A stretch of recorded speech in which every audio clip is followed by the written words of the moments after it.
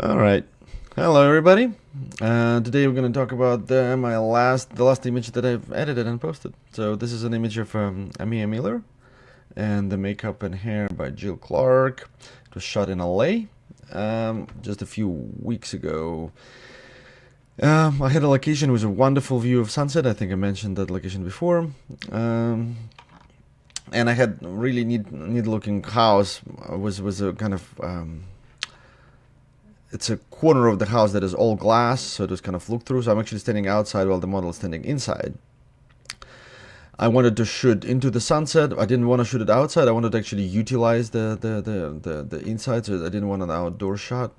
However, I ran into a problem, the fact that glass is very reflective. I mean, you can see the reflection of the tree here, but that's not the reflection I'm talking about. I'm talking about the reflection of the light in the glass. To light her, I just used it's actually Yongnuo Speedlight again, so little flash, but this time it's going through an umbrella, so shoot through white umbrella. I think it's 41 inch. And so there was giant reflection of the umbrella was covering pretty much this entire the glass that is behind her.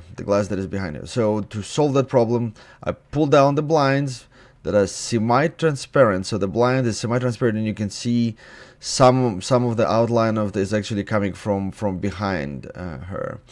And then, of course, there is a glass between me and her, and we can see a little bit of some of the reflections of the trees and in fact of the sky as well.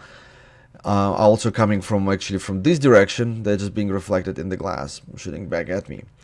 So I was considering eliminating those shadows from her entirely, but I decided against it because in a way I'm happy with it. I like the fact that I didn't want it to look outside at all. So it just like, to me, this kind of creates a little bit of a visual puzzle.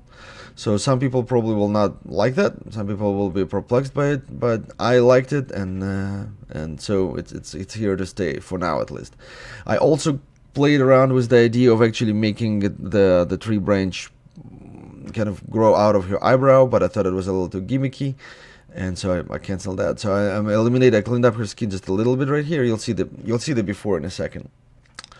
Well, let's talk about camera settings. I've shot it with Mark III, 5D Mark III, 1735, my legacy wide-angle zoom lens. Shot at 31mm f7.1. Just kind of adjusted because of I was really trying to get the sunset. I didn't want to be too crisp. I didn't want it to be too blurry.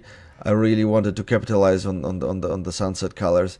So I really like how it's warm toned all the way through, from the sunset to her outfit, to her lips, to her skin tones. It's kind of a really nice warm tone. And here's this is obviously a crop. So here is the shot as I'm standing outside. You can see that this is the roof of the house, and this is that glass corner that I'm shooting into. The crop was selected in a way I just wanted to zoom in a little bit. Primarily reason is because, as often nowadays, I shoot a lot of my stuff is for social media, whether it is my social media or model social media. So it's also shot for social media. Small images, they look neat when printed large, but they really get lost when people look at them on their phones. I mentioned it before, but basically my belief is, and that's kind of proven by lots of practice as far as posting on Instagram is concerned. Sometimes the most popular images aren't necessarily the best. They're just simply the most up close. So basically, the most popular images of mine are really like big extreme close-up. So the closer you are, the better. So when I'm creating a crop for Instagram, my logic is basically to get as close to the model's face as I can, while still maintaining whatever I was trying to get here, like the sunset, the composition, etc. So that was why this crop was selected. If I was printing it large, I potentially wouldn't even crop it that much at all. I might crop it just a touch from the top, but not really. Because I think I'm really happy with the composition just straight out of the camera. So this is the image before. That's the before, that's straight out of the camera, and this is after. So this is the processing that was done. So as you can see, the main thing here is that I did was eliminating. Let me just put it on the comparison screen. As I eliminated the little bit of that umbrella, because I mentioned to you the umbrella was being reflected in the whole glass until I closed the blinds, but it was still reflecting a little bit right over there where the blinds were not blocking it. So I just had to just carefully clone it all out, and just up a little bit of the contrast on her face, and eliminated this branch of her face here just a little bit. I could have left it there. It was just kind of like a spur of the moment decision. I mean, honestly, I did not see a huge deal about it. The sunset was unmodified, and so I just left it as is.